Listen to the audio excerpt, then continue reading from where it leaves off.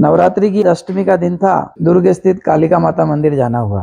मन एकदम खराब सा हो गया। कारण वहां बाहर प्रसाद के काउंटर लगे थे 5-6, उन सब पर अलग अलग भांति के प्रसाद भक्तगण दे रहे थे। बहुत अच्छी बात है, पर प्रसाद पाने वाले उन डिस्पोजल को वहीं सड़क पर लगातार फेंक रहे थे और उससे बाहर का दृश्य एकदम इतना गंदा हो गया कि मन खराब सा हो गया। कुछ फोटो आपके सामने स्क्रीन पर आ रहे होंगे। भक्तों द्वारा बिखेरी गई सामग्री से हमारे मंदिर के बाहर की दशा कैसी रहती है। यह एक अकेले कालिका मंदिर की बात नहीं है। इससे पहले भी अनेकों स्थानों पर ऐसा हम सब देखते होंगे। जांतला माता, सावरा माता या नवरात्रि में जो भी माता जी के स्थान है, वहां पर हम जाते हैं तो देखते हैं भक्तों द्वारा फैलाए गए कचरा का ढेर मंदिर के चारों तरफ बिखरा रहता है। क्या हमारा धर्म हमें यह सिखाता है कि हम अपने धर्म स्थान पर इस प्रकार का कचरा करें? क्या हमारा धर्म इतना अनुशासनहीन होना हमें सिखाता है क्या? और हमारी ही गौ माता उसमें बचे हुए प्रसाद को खाने के लालच में वो डिस्पोजल खा करके अकाल मृत्यु को प्राप्त होती है। इसी प्रकार की व्यवस्था हम अपने धार्मिक जुलूसों इत्यादि में भी देखते हैं। जुलूस जब निकलता है तो उसके बाद उस स्थान की आप यात्रा करते हो तो प्लास्टिक डिस्पोजल और इस प्रकार के डिस्पोजल की एक बहुत बड़ी संख्या का कचरा हम सड़कों पर छोड़कर आगे बढ़ जाते हैं। आखिर इसके लिए जिम्मेदार कौन है? हम स्वयं न। अपने धर्म स्थानों को साफ स्वच्छ रखना, व्यवस्थित रखना, ये किसकी जिम्मेदारी है? सरकार की? नहीं, यह हम स्वयं की जिम्मेदारी। यहाँ यह स्पष्ट कर देना मैं उचित समझता हूँ कि प्रसाद बांटना और प्रसाद पाना, इसकी मैं आलोचना नहीं कर रहा। इसके कारण उत्पन्न हुई अव्यवस्था, उसका मैं जिक्र करना चाहता हूँ कि इसको हम किस प्रकार से ठीक कर सकते हैं। प्रसाद बांटने वालों को चाहिए कि वो प्लास्टिक डिस्पोजल या जिलेटिन के डिस्पोजल के स्थान पर पत्तों के दोने, उनमें जो हम परंपरागत रूप से काम में लेते थे और वो धरती में नष्ट हो जाते थे, गाय भी अगर खाती है तो उसे वो नुकसान नहीं पहुंचाते थे, इस प्रकार के डिस्पोजल को काम में लिया जा सकता है। दूसरा, जब हम प्रसाद बांट रहे हैं तो वहीं पर हमको डस्टबिन, कचरा पात्र इतनी पर्याप्त मात्रा में रखना चाहिए कि हमारे द्वारा दिए गए दोने उसमें समा सके और कार्यक्रम के पश्चात उनको ठीक प्रकार से निस्तारण की व्यवस्था यह प्रसाद बांटने वालों को करनी चाहिए। प्रसाद लेने वालों को भी प्रसाद ग्रहण करने के पश्चात अपने उस